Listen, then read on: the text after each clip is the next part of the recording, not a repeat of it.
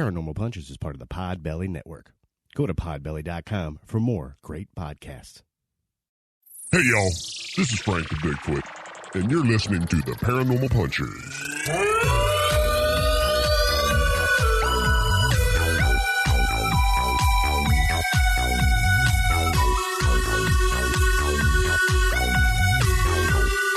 Hey, friends! Welcome to Paranormal Punchers. I'm Mark. I'm Felicia. I'm Nash. I'm Dave. Yeah! Let's see, 3/4 of the crew was actually in the same room. Yeah. That's right. Nash has finally been able to come back over. Our county went, in Pennsylvania, they call it yellow. Yep. So we could do a few more things in person. Dave, he just couldn't make it up today. He's still on Skype, but we all have a fresh brewski. Yep. And it's excellent to see everybody. Definitely. And Nash, how you feeling from our yesterday's extravaganzas? I'm feeling pretty good. You know, it was a great time. I drank a little too much. I heard. I was surprised at the total ounces at the end of the day. I was only beat by one person, and that was by 4 ounces. He only beat me by 4 ounces. Wow. So, well, to explain what we're talking about, Team Paranormal Punchers represented in the World's Strongest Bro yesterday. That's right. Yep. Which is part drinking beer games and strongman events. Yep. So what do? We carried kegs. We deadlifted. We pulled a Jeep. That's right. And then we also did flip cup and what was the one called? the Double showdown? barrel, where you shotgun a beer and then you turn around and fire tennis balls until you hit the person. I was so shocked at how poorly I did with that. Oh my gosh, I haven't thrown a tennis ball like in years, and it was like I did very poorly. But it was also your first time shotgunning a beer. That's true. That's true. It was doing a couple of different beer related activities. It was my first time. Yes. And it was really hot. Yeah. So I forgot to put sunscreen on the back of my neck of all places. Yep. And Yeah. it's pretty sunburned. I think I had a really great time. I had an excellent time. Yeah. Oh, I'm ready to do it again. And I found out a little tidbit about August 22nd. I did a little bit more research, which is there's a professional meet. There's a pro meet coming up for strongman. And so I looked at your category, Mark. You've got to go. There's nobody there. You can be a PA world's strongest man in your category just by lifting a bar. Setting records. and I can do it, and so can Stephanie. Oh, nice. We might get the whole family involved. Well, maybe not Evan, because, he's watching YouTube. Right. He's in the basement playing games and watching YouTube. Yeah, I mean, it was a super fun day. Yeah. We pulled a Jeep with our bodies. Yeah, that was a lot of fun. It was like a harness around our chest with 2 chains to the bumper of a Jeep. And we pulled it. Yeah. And you did great. And I can't believe you didn't slide out of your Crocs. No, Crocs, they did great. They did great in every single event. The Crocs were pimped. I was so happy about my Crocs. Yeah, it took me longer, but I made it. Yeah. I was not giving up, and Norm was at the end of the finish line, like, just got to grab a hand. You got to touch my hand. Yeah. And because I didn't know where the cone was. Right. I just knew where he put his hand. He said, you just got to get here. Right. So, yeah, it was amazing. Amazing day. I think, again, like a little while ago when we were doing deadlifts and you just change your form just a little bit, make a small tweak, I could probably shave off about 5 to 10 seconds by tweaking your what you did just a little bit. Well, you're going to have to show me. Yeah. So I was busting them out there. My grip failed at the 24th rep, I think. Yeah. But then I took a 10-second rest, and I was able to crack out 6 more. And So, even with pulling the Jeep, a little tweak, man. that's all I need. Just a little tweak. You're right there. And we're going to put together a little video, but we had the footage so we can analyze the footage. That's and right. see, I wasn't leaning far enough ahead. No, long steps. You were taking long steps. You got to do little steps, little teeny tiny steps. Yeah, well. Little rock gnome steps. I don't do this every day, so. No. I haven't done the little steps since football back in the day, but it's still in the back. But that was fun. You're like, what does that have to do with the paranormal? Yeah. Nothing. Nothing. But we're happy you joined us. Yeah. Now, this topic, we're going to talk about the hollow moon theory. Mm-hmm. Why? I don't know. I think it was on a list of topics that listeners have sent us or that we compiled. And I just felt like it's time to get really weird. Yes. So I was like, why not?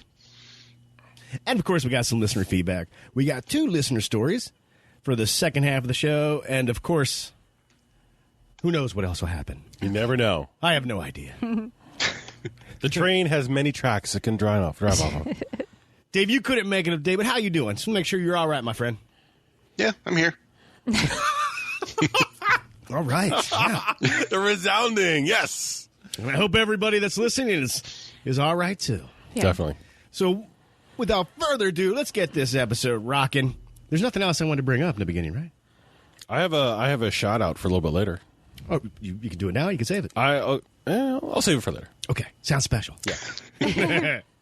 All right. Listener feedback brought to you by Moses Family Jerky, the only snack to pack on your paranormal or normal adventure. What code should they use, Alicia? Spooky. What is it? Spooky Jerky 15. Spooky Jerky 15. Yeah. I Save- just did it. Save 15% on your entire order. Yep. All right. We heard from Jason. This is hands down the best paranormal podcast out there. Everyone should check them out. Thanks, Jason. Yeah, Thank you. And he also became a Patreon. Wow. A patron on Patreon. A Patreon you. patron? Yeah, Yeah. A patron of Patreon? Yes. correct. Okay. Jason, thank you so Yeah, much. thank you. Oh, and speaking of Patreon, I'd like to give a shout out to Nikita, who just became a patron on Patreon. Awesome. You got to say that 5 times fast. No. Okay. The show already has 2 Paranormal Puncher. Sometimes I can't even get that out right. Like in the beginning. I totally failed, but you guys didn't catch it, so I just kept rolling. We heard from Josh D. He said, they are awesome and fun to listen to. And then he sent a little story. Hey, guys. My story is about when my girlfriend and I went camping in Chilhowee, Chilhowee, Chillhowee. Anybody want to give it a shot? Sorry, you sounded great. You're doing great. Chillowee. Okay. Mountains in Tennessee. Okay. Josh, sorry about that. We'll look up how to say it properly. While we were asleep in the tent, the dog started going crazy. I got up and was looking out of the little mesh part, thinking it was a bear or something. But it was 3 super bright orange orbs. There are more details I'd like to share, but he's on his lunch break right now, he says. Oh. But yes, when you're not on your lunch break, please share all the details. Definitely. Absolutely. The next morning, we woke to the sound of helicopters. We went out and saw 5. Now, I'm not a helicopter expert, but Apaches maybe? They're all black with like mini guns or missiles or something equipped, and we're flying really low. Whoa. Okay. That's cool. Almost like Yeah. Airwolf. That would Maybe. be awesome. Apache helicopters, all black. That sounds like, Men in Covert. Black or even a deeper secret agency we have no idea about. What was it, Transformers, Sector 7? Yep. Oh, yeah. Okay. Those helicopters are scary, though. They're so packed with technology. It's The amazing. Apaches. Oh, yeah. What was the movie Ted? Like, there's nothing more awesome than a kid's imagination, except an Apache helicopter. Or it's something like that. I always thought that line was funny. We heard from, Dave started laughing. He knew where I was going with that. Yep. We heard from Corey. I went and did an investigation at Case Cross on 5/9/2020, and we got some really good evidence. I will try to figure out how to take a clip of the audio where the SB7 says my name. And he did send that to me, and I don't have it prepared, so Oh, bummer. sorry, Corey. Maybe I'll find it on the second half. I'll be able to play it. Here are a few pictures. He sent us a couple pictures. There's like a thermal image that looks exactly like a girl that was with us. But she went back to base camp. There was no one there at the time when he took the picture. Wow. I'll have to show you guys that, too, trying to explain a picture. But it was intense, Corey. I was lucky enough to get this picture. The other one is me standing on it was left of the cross. So he jumped up on top of the Case Cross. Like, Yeah. where the pad rubble. is or whatever it is. Yeah. Yeah. I got an attachment and needed a full cleansing after I went there. Ooh. This place is no joke, guys. Very evil things are there. Ooh. Well, Corey, I'm glad you're all right. I'm glad that Yeah. hopefully the cleansing fully worked. Thanks for sharing that story, man. We heard from Cody. I just wanted to touch base on the episode about the Blue Planet Project. we did indeed get a lot of our technology from aliens. Because look at the transistor. The transistor was more than a breakthrough. Not just getting smarter, it seemed to come from nowhere. Well, I'm not familiar with the transistor and the time period when that came out. But Cody, I definitely think we got some some of our stuff from aliens. And I think that might even pop up in this topic discussion. Maybe. All right. And we heard on the Twitters from a horror movie podcast. That's at Horror Movie Cast. I know you guys have already done a Bear Lake Monster episode, especially like the part about the Lear. A friend is now making a film about the Bear Lake Monster and could use a signal boost if you're interested in talking about it. Well, I looked it up, and it's called, he has labeled it as The Goonies plus Jaws equals The Legend of Bear Lake Monster. I'm already in. Yep. Just with that title. It's a legend much older than its Loch Ness cousin. What if some teens set out to prove it really exists? Well, help them make the movie. That's right. I'd love to see a movie where some teens set out to prove this monster exists, because I can only imagine. He talks about it being like a family fun movie. He has a Kickstarter rolling right now. Brandon Smith, he's the writer, director, and producer. It sounds great. I think it's going to be an awesome movie. If you just go over to Kickstarter, type in The Legend of the Bear Lake Monster, it'll come up. I'm going to donate. I want to get the Blu-ray. I think it'll be super sweet. Oh, yeah. Nice. So, yeah, looking forward to that. And maybe we get the writer and director on the show. That would be fantastic. Yeah. That would be awesome. Yeah. Oh, and if you're in the group, our Facebook group, if you're not, join the group. Jake actually posted a link to this Kickstarter a couple days ago. Okay. So, yeah, you'll find it there, too. All right. That's enough of me talking. It's time to jump into our main topic. Can't remember if a listener suggested it or we just were drinking at the bar one day and it popped up in our heads. Either way, let's talk about the moon. Okay. And the fact that it just may be hollow. Right. All right. So, the hollow moon theory. It is also known as the hollow moon hypothesis or the Spaceship Moon Hypothesis. Okay. What is it?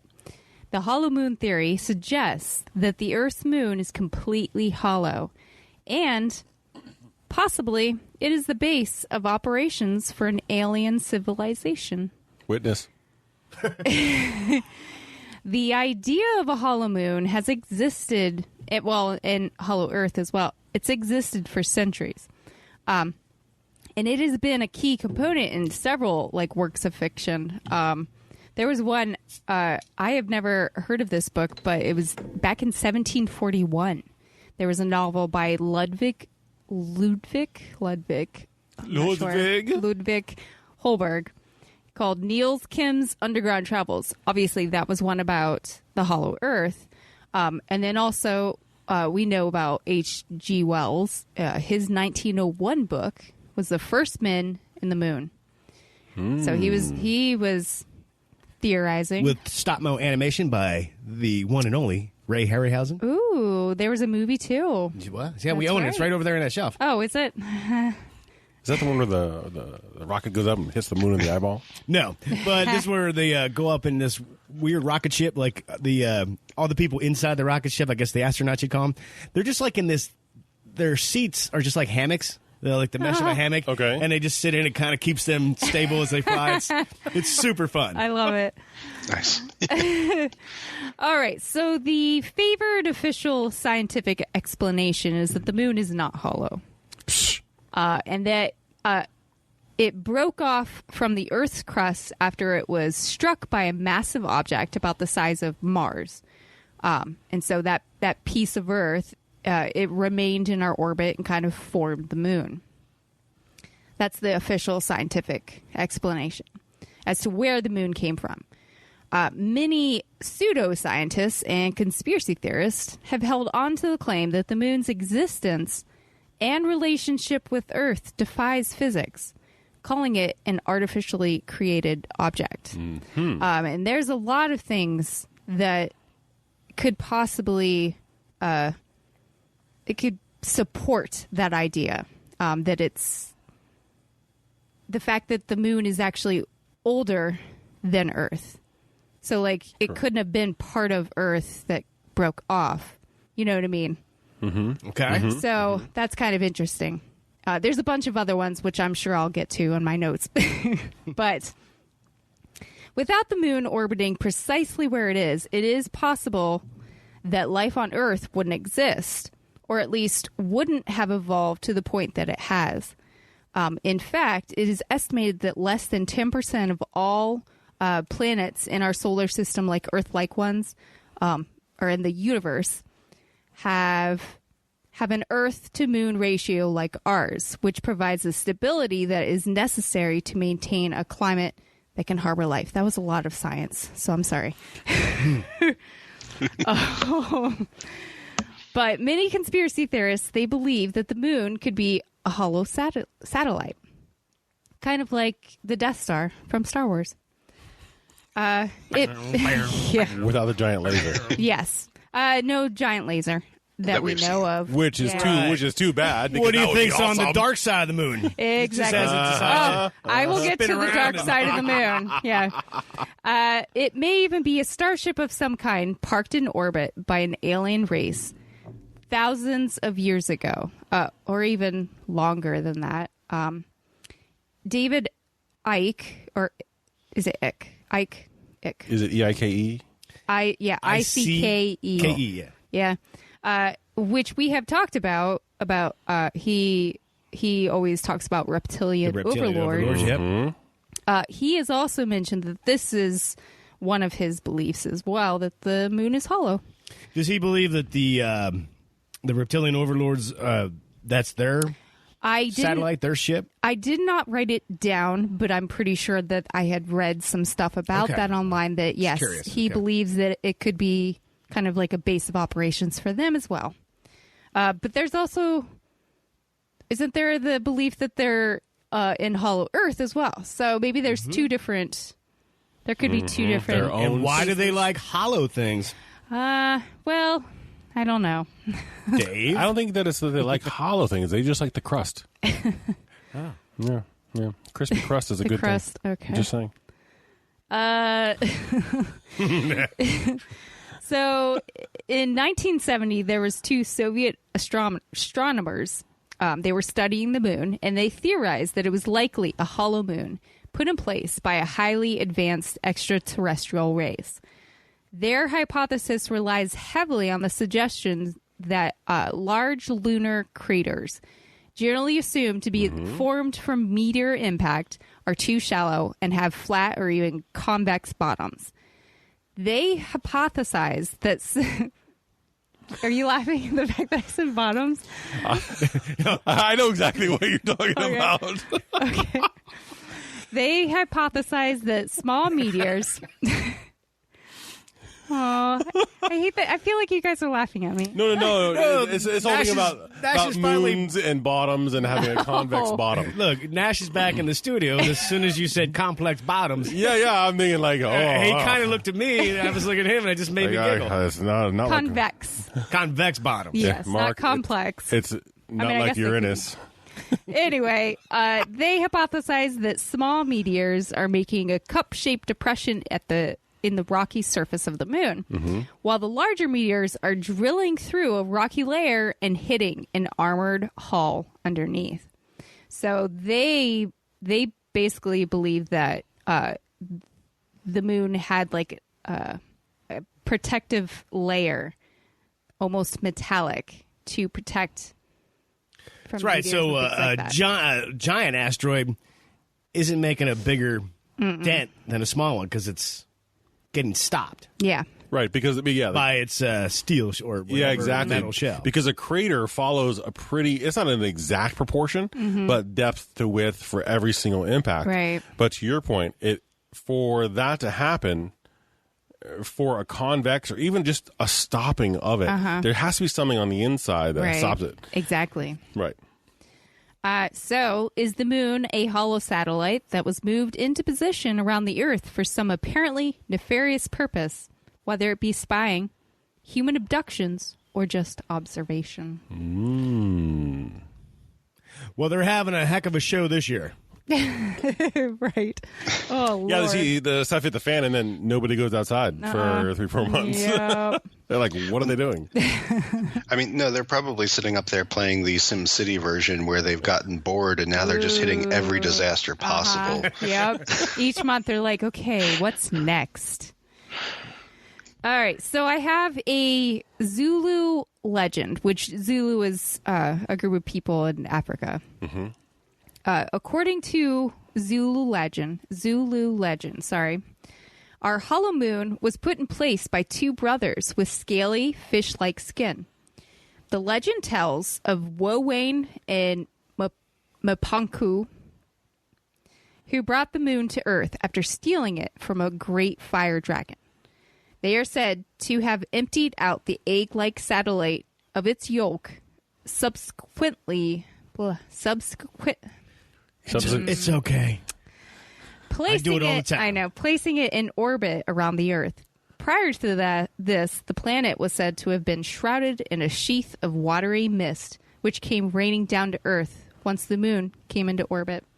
So that was just a fun little I like legend. So they're described as reptilian overlords. Yep. Okay. Now, in there was an image of the two brothers, right? Did you see that? I didn't see the image. No. So if let's see, I have it on I actually texted it to my dad. Did you? Yeah. There was an image of one of them, which I really enjoyed because he was wearing a fish hat. Oh. Yeah. Yeah. He's wearing a fish hat, just like that. See, and I thought, you know what? He can't be all that bad. Or a fish for a hat. Yeah, he's wearing a fish hat.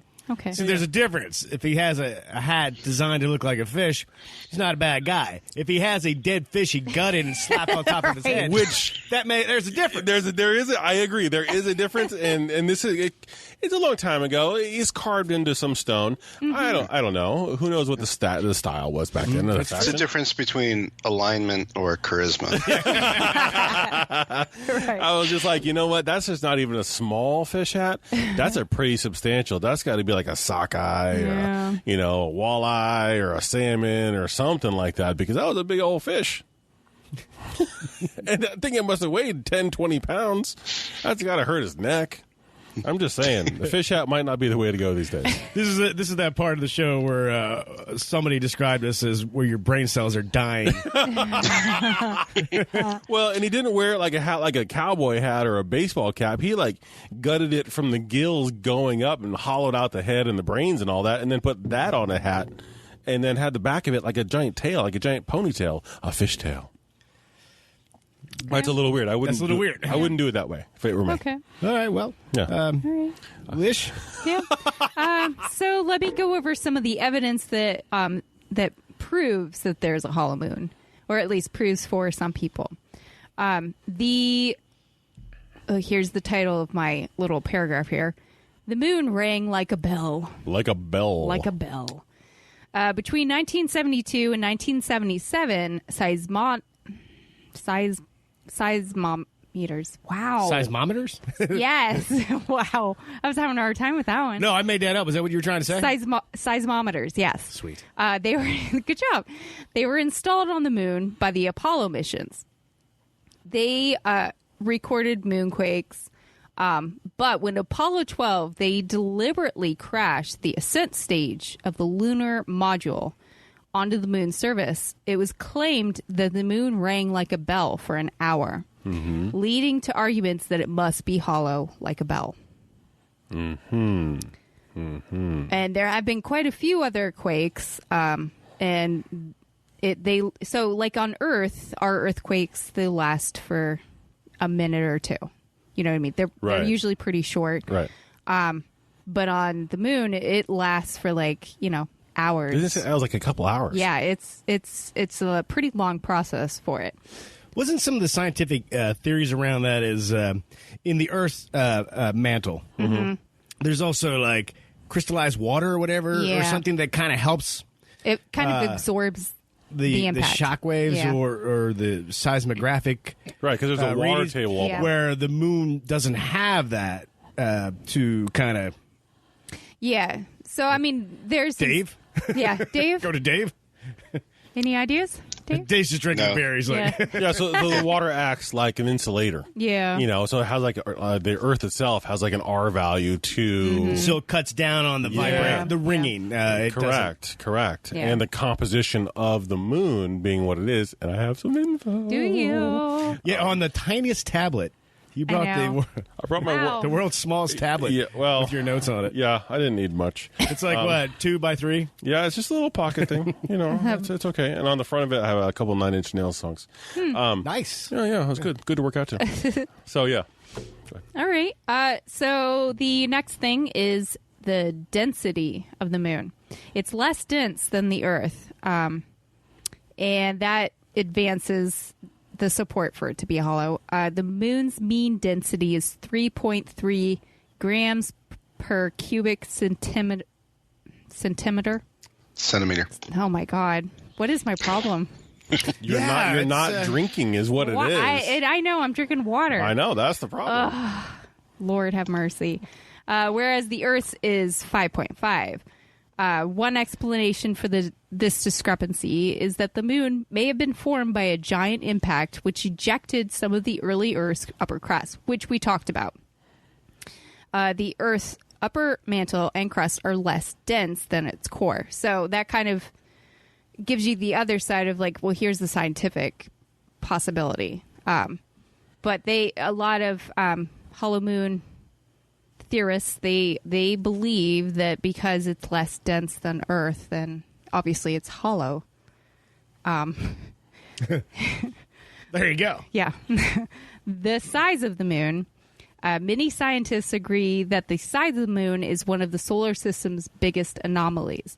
Physics have been unable to explain why a planet the size of Earth has a moon of such a large size in comparison. Our moon would be expected to be about 40 miles in diameter, but is closer to 2,000 miles. So, like, it's much bigger compared to all the other planets' moons to ours, which is why they think that it's, artificially made. And it's the perfect distance and Yes. size at certain Right. point. That's why it can actually block out the sun. A solar eclipse. It's just such the right size, the right distance. Right. That's super interesting. Not as interesting as stuff I'm sure we'll get to. Oh, yeah, I'm sure But you not will. the right mass or volume when you look at the ratios. Okay. Is that what you have? Yes, so I kind of went off what you were saying. So when it comes to the diameter of the moon, it's about a quarter of the Earth. So by that rationale, the mass and volume should be about a quarter of the Earth's. So the mass of the moon is 1.2% of the Earth's. Okay. And the volume is around 2% of the Earth's. So it's the same size, but it's a quarter of the size of the Earth, but the ratios for its mass or volume are completely off. Okay. And the density of the metals of titanium, especially in the crust of the moon, is abnormally higher. Do I have that math in there? Yeah. So the density of the titanium in the moon's crust is at about 10%, whereas the Earth's is about 1%. Okay. So it's completely out of proportion and doesn't make sense with what the debris. So that took me back to the asteroid that the Mars-sized asteroid that hit early Earth, pre-Earth or whatever, shot up a bunch of debris into the orbit and left a chunk of that Mars-shaped planet out there. So there was, it went into orbit, so it needed to be collected. Okay, so then there was the issue of, I guess there's two ways moons can be created. One is by catching a rogue moon, and one is by excitation or acceleration, or there's another method, and it's basically the coalescing of the space debris into a large round. Oh, okay. Thingamajobber. Yeah. An accretion disk. Accretion. Thank you. The accretion disk. Yeah. So but for that, why did it happen with us and not with Saturn or any of the larger gas giants, which have a much higher gravity? Right. So that kind of made me think, well, let's talk about the asteroid that hit. Was it fired at us? Is it still there was its point to create the debris in orbit for maybe something else to show up, gather that matter, create the moon around something, and almost organize it? Because for a layer of titanium to be at a specific depth that you can't be drilled, because I guess they tried to drill. Yep. And they couldn't do it. Yeah. Actually, they attempted to drill into the craters, but they were barely able to penetrate the surface. Right. They discovered That's because they didn't send up professional oil rig drillers. Yes, sir. Yes, sir. they discovered process metals. I don't know if this is bizarre. It was bizarre to me, but I don't know if like process metals can just naturally be made up in space. I don't know. But like brass and mica, and then you were mentioning titanium. I was like, that's kind of interesting that it was like process metals, like, which is a blend of multiple metals into one. Right. So that might be able to do with two large orbital bodies hitting one another and fusing together. But for it to be, for that much specific metal to be in a crust instead of just dispersed throughout to prevent somebody from to be able to drill, or like when other meteor strikes come, to not get through it. Right. How can that be naturally?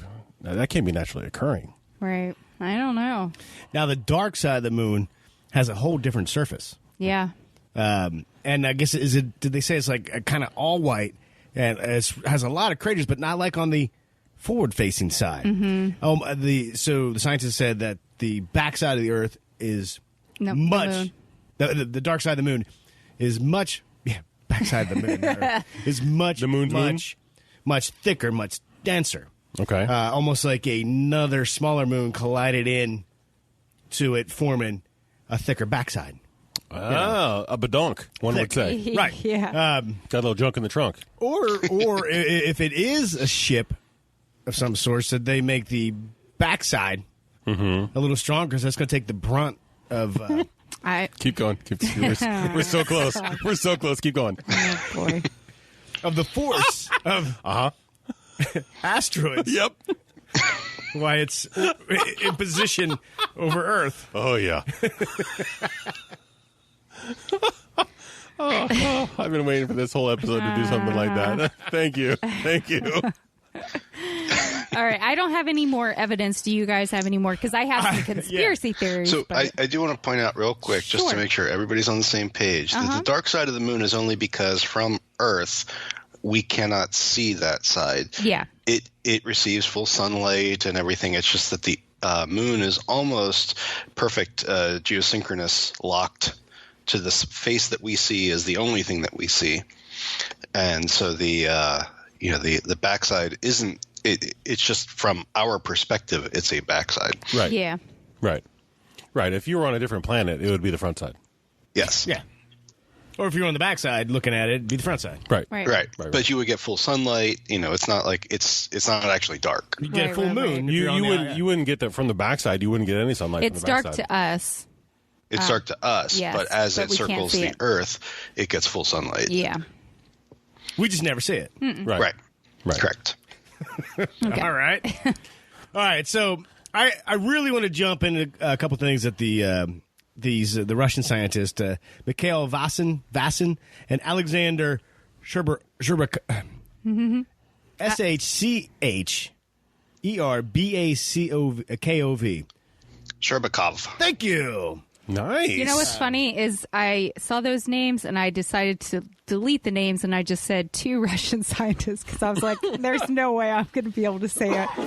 Of course, I would attempt it and fail miserably, but I do David help me out. Now, I found a couple tidbits. I want to get to their... I found their article on Reddit and pulled a couple things I really want to discuss with you guys. But first off, so this is from Earth's Moon and Human Evolution article by Dr. Ann Huntley from The Canadian. So he says, two Soviet scientists have spent much of their careers examining the facts compiled on lunar phenomena.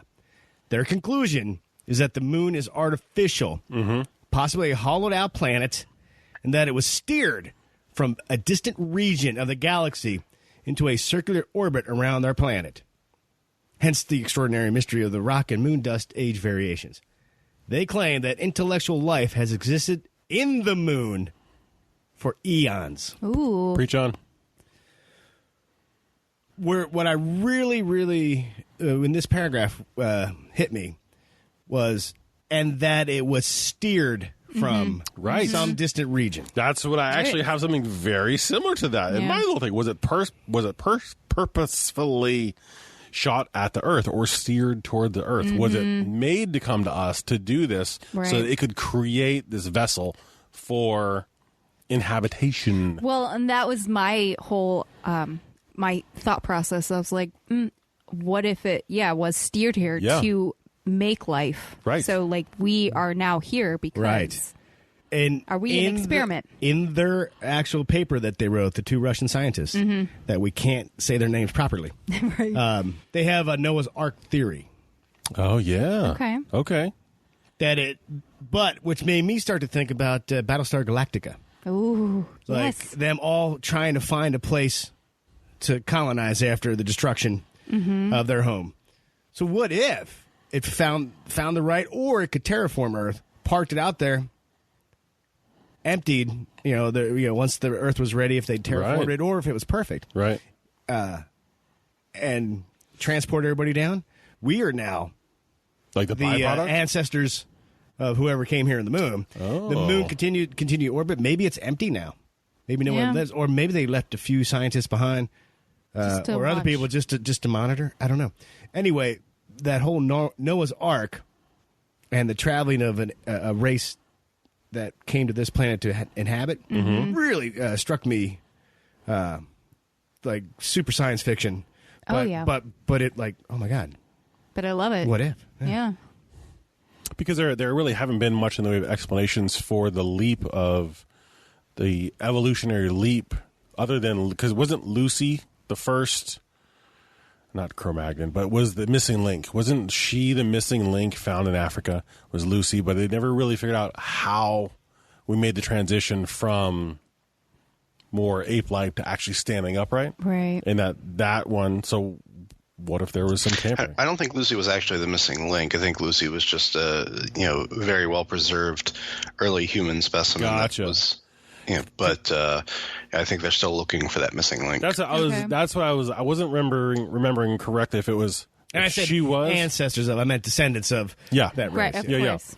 Yeah, but if it was she was the link or she was just well preserved, but there was a jump that we're still trying to figure out from A to B. That could have been the focal point. It was when they showed up, and now we're walking and talking, wearing Def Leppard shirts. And maybe it wasn't in battle where they were searching for their race to find a new place to live, but maybe they came here, set up shop, and started life. Yeah. As an experiment, as whatever. Yeah. I take it, along the same lines, but a little bit differently. So I look at it as like some civilization in a far off galaxy or whatever, whether they were just trying to expand or their planet is going to be exterminated for whatever reason. They built this ship, and this ship was powered by a central high density object that whether it was like a magnetron or a neutron star or something like that, and they sent it to a planet that was in early formation around a sun, around a star that happened to be early Earth. And they're sitting out there waiting for the Earth to form into the right components that they could send the life onto the planet to start. But in the meantime, because it was powered by this magnetron, when the early Earth was hit by another large planet that was rocky planet that was forming, size of Mars.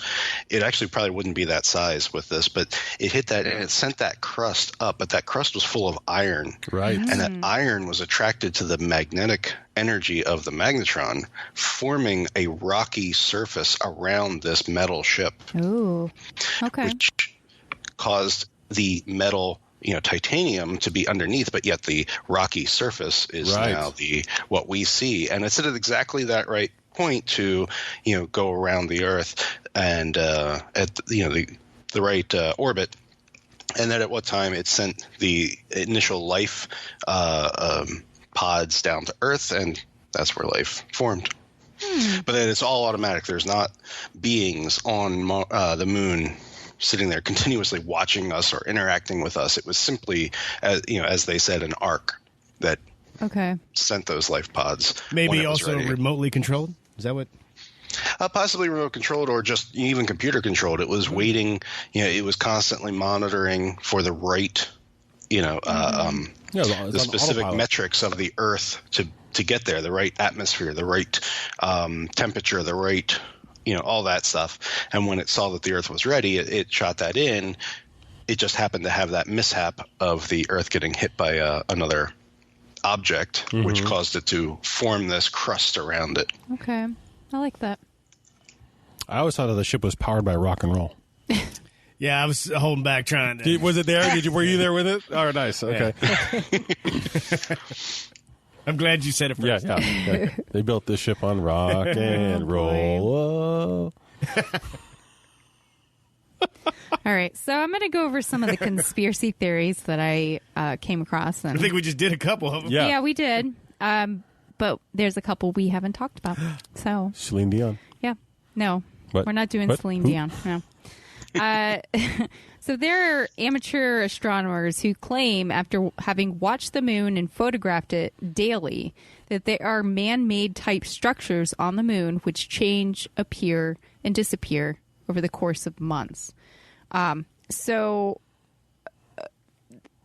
the thoughts against this is, so they're taking these pictures and they're kind of blowing them up. Right. So like the resolution really goes downtown. Yeah. So I don't know how accurate that one is, but I thought it was kind of interesting. And then we talked about this, but the rotation of the moon, it does rotate. We just never get to see the other side of the moon.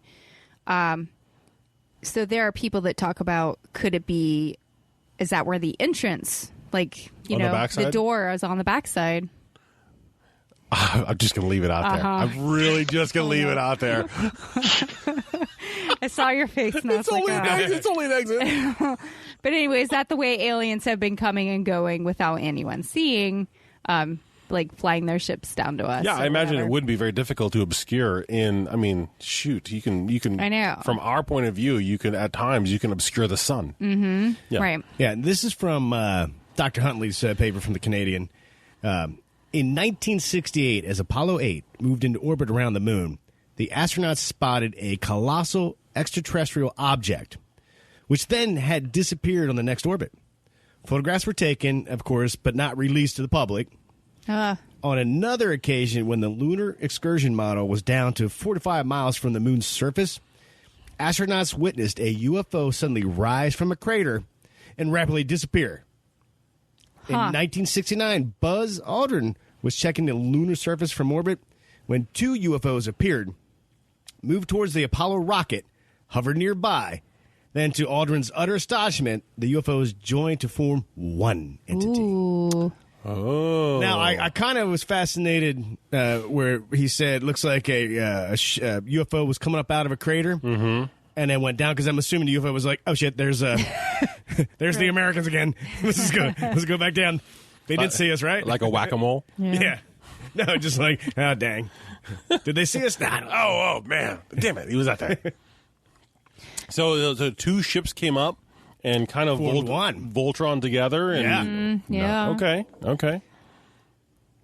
So my last thought or theory or whatever, why hasn't anyone been to the moon in the past 40 plus years? We continue to study it and we send probes to orbit, but nobody has set foot on the thing since 1972. Why? I have an idea. While it would surely be a challenge to keep a well-provisioned space station on the moon, it does seem like that would be the next logical step in space exploration, is actually setting up a little base or whatever. Mm-hmm. So why are we ignoring the moon? Is it really that boring, or is there something keeping us from going there?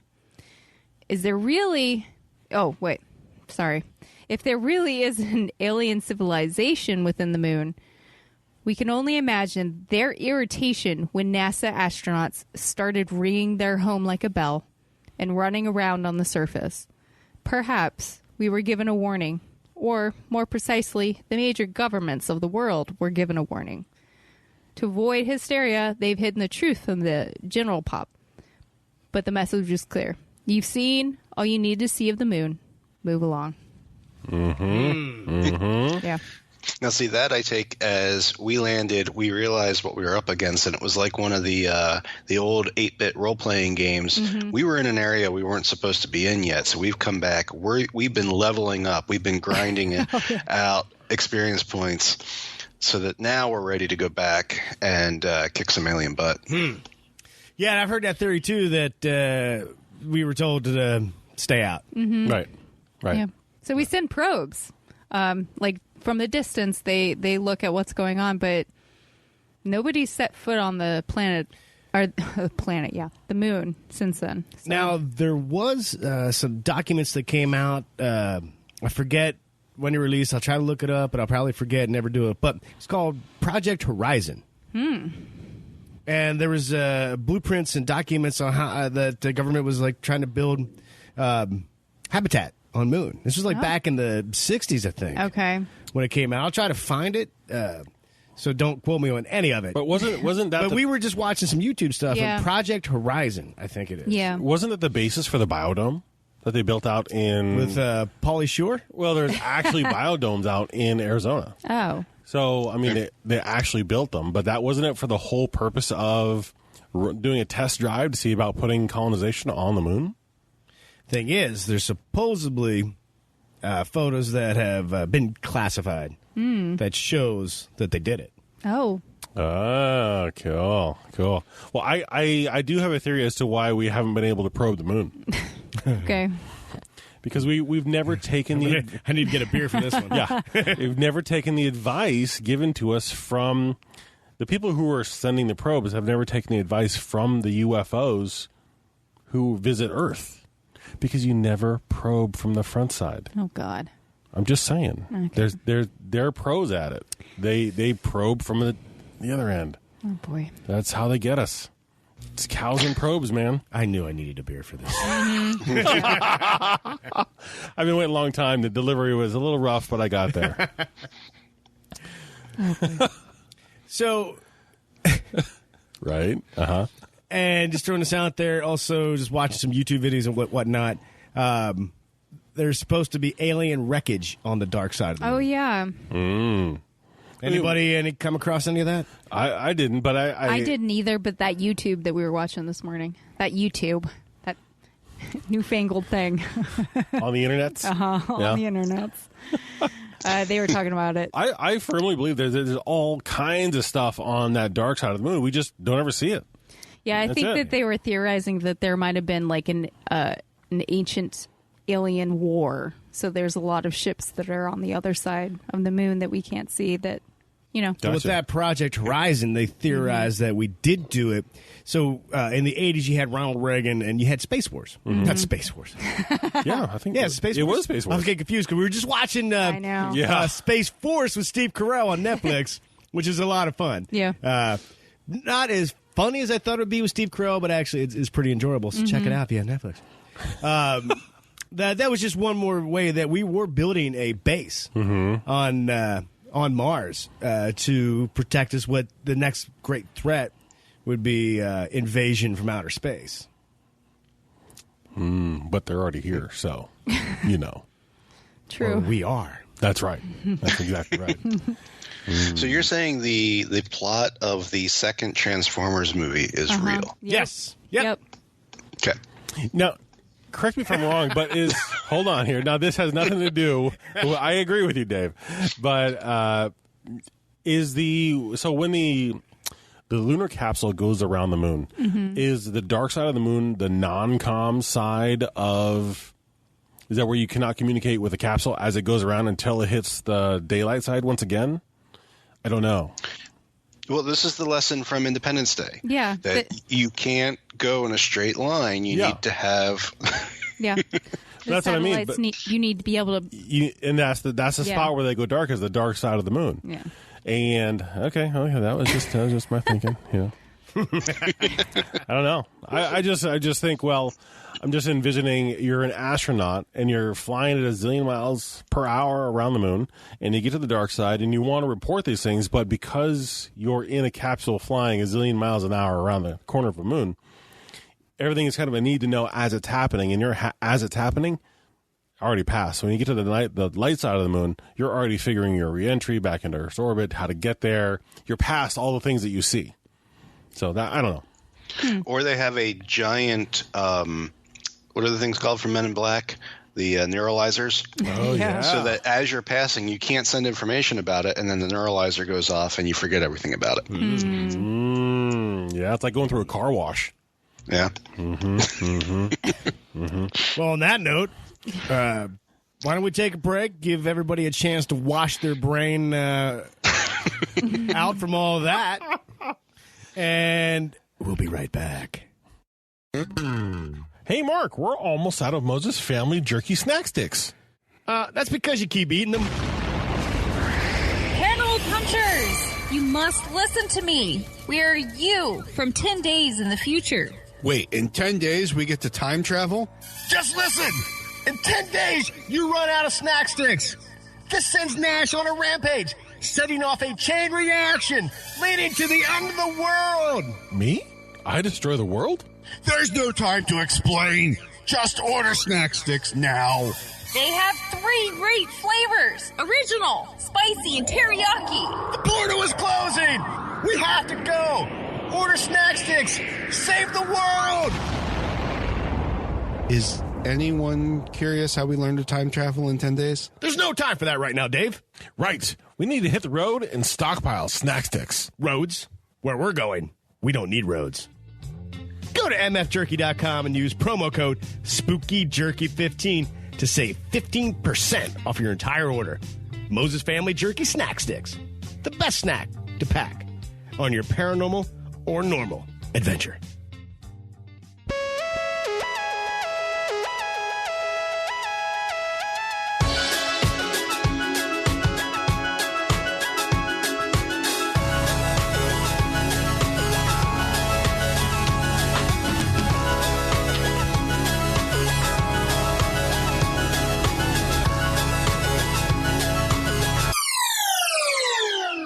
And we're back. All right. Hollow Moon. Mm-hmm. Probing the dark side. Oh, boy. That's your life. That really is my life. It really is. Well, any final thoughts on this topic? So the one thing I have, I really like, I hadn't come across anything about the Zulu legend before. Okay.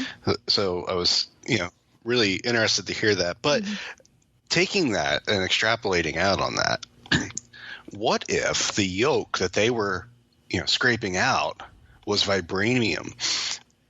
And that was, Black Panther started right there. Ooh. And then they put the moon back up. And, I just see it all tying together now. It's perfect. Oh, Dave. Dave. I like it. Oh, where do we start? Nash. I actually did something similar to my son this morning. Yeah? So we were talking about this, and he was like, well, Dad, if there's creatures or the moon is hollow or it's a space station and there's things living there, couldn't there be things like living in the sun? Maybe the sun is hollow? And I was like, don't be silly. What are you talking about? Gosh, I can't believe you would say such atrocities. And he was like, hold on, Dad. Let's break this down. I was like, good point, son. Good point. No, I just kind of like the idea that I like the idea of the outpost. Mm-hmm. I believe it is a very good way to get from A to B and beyond. Mm-hmm. If they're using us as cattle or as we are the descendants of, Right. and we just need to get back there, what do we find? Do we find a big empty ship? like they did in District 9 when they finally got to the ship. It was all empty and kind of nasty in there. You know, for them to be able to go home is what would happen. Well, I kind of know what would happen if the Earth took off, or if the moon took off, then we'd all be dead. Pretty much. It's no good. I really like the whole theory about it being an arc. I really like that. I feel like there's a lot of questions and not as many answers. So I think that to think about it being hollow, it's kind of good to think about that. Yeah. You know what I mean? It's fun to think about that. Yeah, this is from the Russian scientist paper. We do not, of course, imagine the moon is still inhabited, and probably many of its automatic devices have stopped working too. The stabilizers have ceased functioning, and the poles have shifted. Even though the moon keeps the same side turned towards us, from time to time it has been unsteady on its own axis. On occasion, showing us part of its reverse side, which were once invisible to observers on Earth, for examples. The Selenites themselves, if they made the expedition here, kind of got messed up there in translation. The Selenites being the ant alien creatures that live inside the moon from science fiction. But anyway, they say, now, of course, we have to wait for direct evidence to support our idea, support or refute it. Probably there will be a long, long time to wait. Yeah, I guess it'll be still a long, long time until we ever find out if any of their theories are right. But I like all of them. So if we could get up there, orbit the moon, and take like an extra high-powered like garage door opener. You know, I mean, that sounds like what we need to do is like sweep the moon with like an open sesame device kind of a thing to try to find a crack on the dark side of the moon. Yeah, right. So everyone. But to be able to go for it. Yeah, there's got to be a way to get into this thing. And if it's on the dark side of the moon, how can we find it? It's dark there, so you know. I think the front side's got to have some entrance. I think that would be where a lot of observation decks are. Yeah, like signal towers or dishes, parabolic dishes, taking information in because that's the way they have to see us. Garage doors. That's it. We need a big... Yeah, I imagine there's not like a door with a handle on it, so you can be like, oh, that's a door. Well, but there's got to be some mechanism to get the things inside, and there's got to be a way to do that. Yeah. I don't know. I think that's what we need. We need to let's go back to the moon. Let's do some probing on the backside, and then go find the door and a way to get into the moon. Let's do it. Okay. All right. Well, now we just need the funding from NASA or Elon Musk. Yeah, Elon will do it. Yep. Sure. Oh, yeah, we got to see what happens there. He shot his spaceship up. Aren't they orbiting the moon? I think so. Or no. Where are they going? Just going to orbit with the International Space Station. Oh. Well, what if that's a super joint? Well, his next one needs to be to the moon. Then. I think he probably needs to get permission from the overlords. He's Elon Musk. Well, you never know. He could be a hybrid, too. You never know. Purposefully sent to steer us away from finding these things. Doesn't seem like it. He wants to explore space, habitat Mars. I think, if anything, he's just trying to get back to his people. Right, exactly. Well, I think Elon Musk is an anagram for Tony Stark, even though it doesn't contain any of the letters necessary to do that. There's a lot of Marvel references I love that here. the astronauts had like really stylish spacesuits on, and they also rolled up to the ship in a Tesla. Like it's really right out of a science fiction movie. Yeah. Yeah. So fascinating. Maybe he's like a mini boss type overlord kind of a thing. Elon kind of steering us to do certain things. I don't know how to think about that. Well, if any of us can decipher his kid's name, I think we unlock level 1. Right. It's 42. That's exactly right. I think we've done our best to discuss the hollow moon in our theories, because maybe it'll be a long wait until we find out. That's right. But fascinating. Fascinating that we didn't even make any connection between the hollow Earth and the hollow moon. No, we didn't. But that's okay. Yeah. Well, they're all reptilians living in both. Okay, there we go. It's made. Done. Right. Boom. Dave, tell us how that works. Could have shaved. Well, no, see, I'm 50 thinking minutes it's on not the same in both places. It's the arc concept that when life came down to Earth, we've been slowly evolving the Earth to be in the mindset of those who came before us that were in the hollow moon. And it's just like that predestiny that's in our heads, our intrinsic knowledge. And that's how the reptilians built out the hollow Earth. Not from being told to do it or building it from scratch. They did it because it just was instinctual from their predecessors. Oh, when they built Earth. Yeah, it's within their nature to do so, to create it that way. Yep. So if they're on any other worlds, that's why we haven't discovered them, because they are also underground on those worlds. Right. Yep.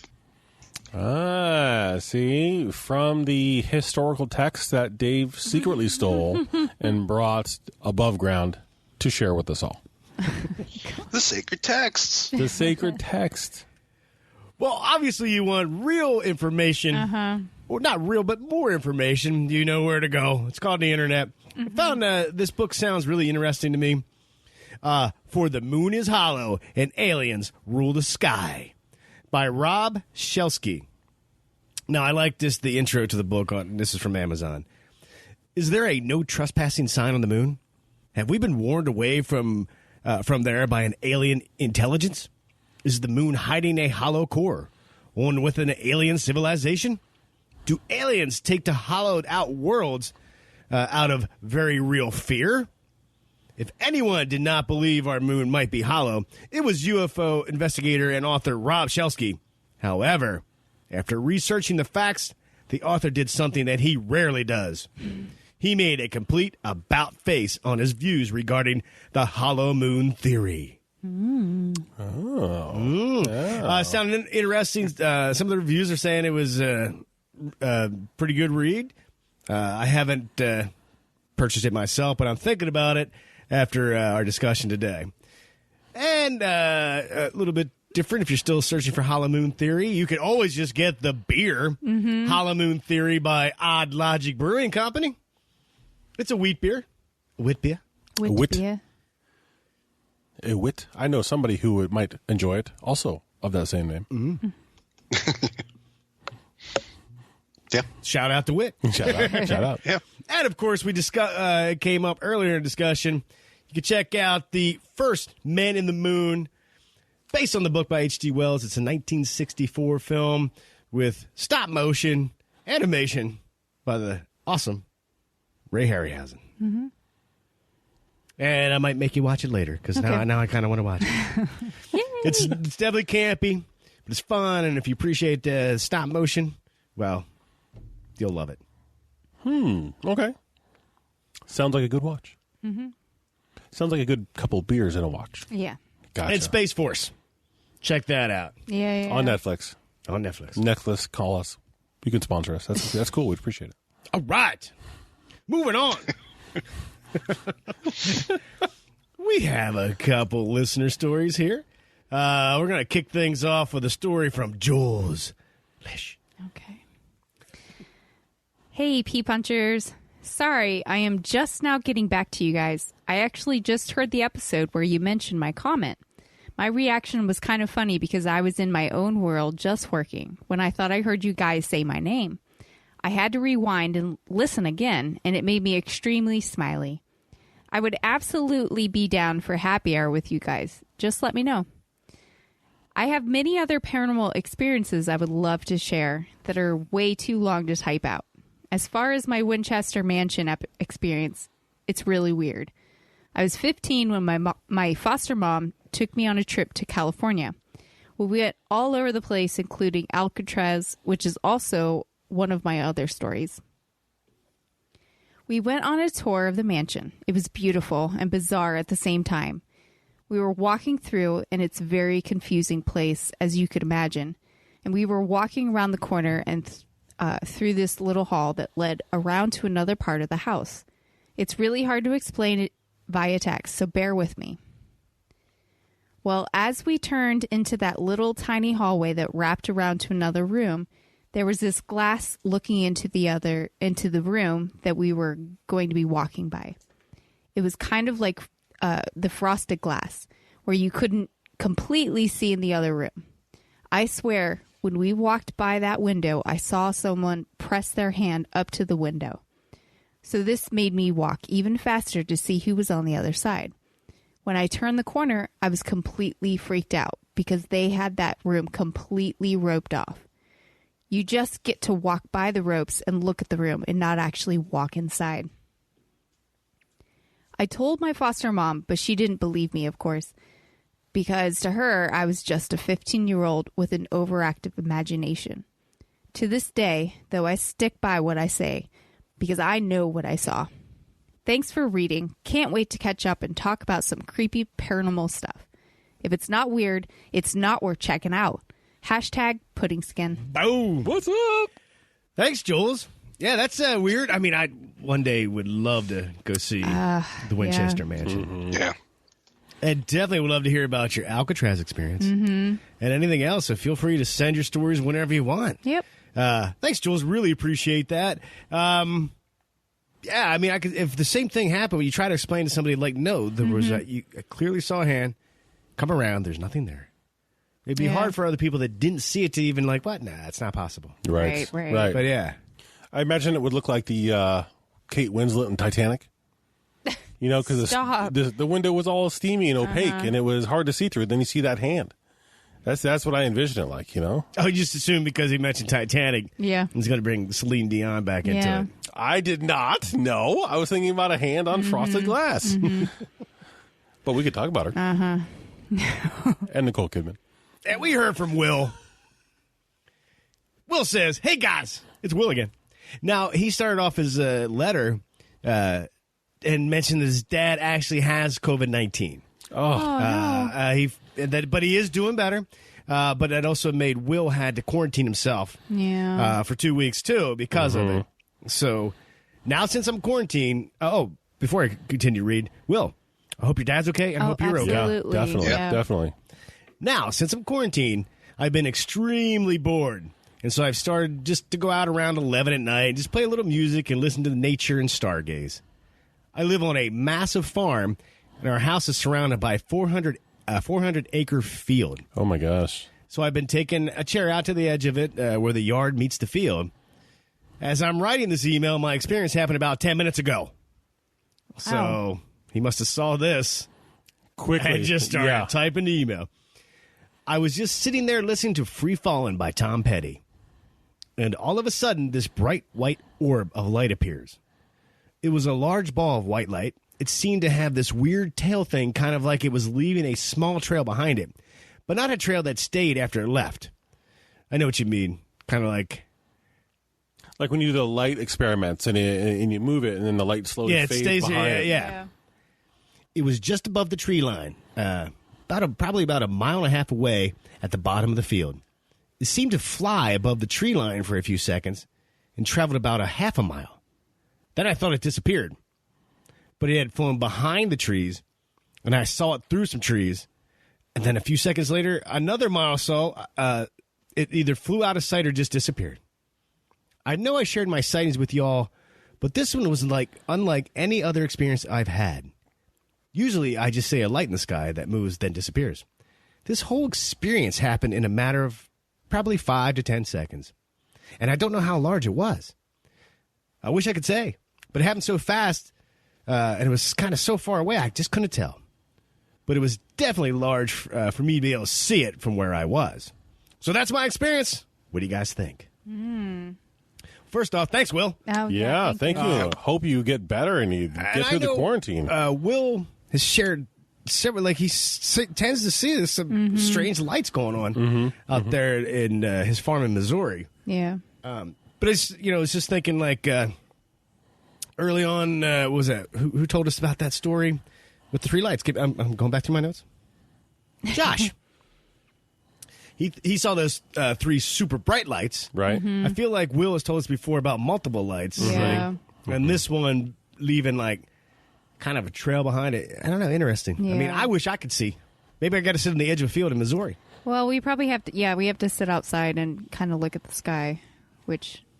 So We don't. what I'm hearing is that when Will gets out of quarantine and everybody's good, we're going to his farm and we're going to hang out on the farm around nighttime and see what's happening. I say, yeah, build a bonfire and roast some some marshmallows, but like the bonfire probably ruin our night vision. Mm-hmm. Well, it'll die down, and that's when the magic happens. So okay. Okay.